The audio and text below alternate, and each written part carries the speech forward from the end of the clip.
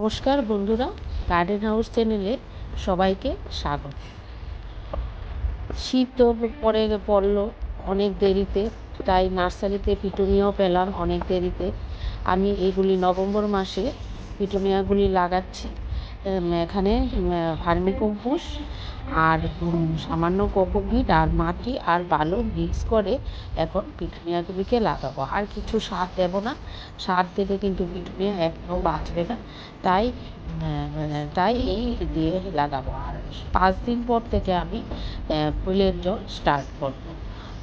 দেখবেন বন্ধুরা, এরকমভাবে লাগালে পিটুনিয়া একটাও মরবে না, সবগুলি বেঁচে যাবে। এই যে আমার পিটুনিয়া, এটা 8 দিন পরের আপডেট।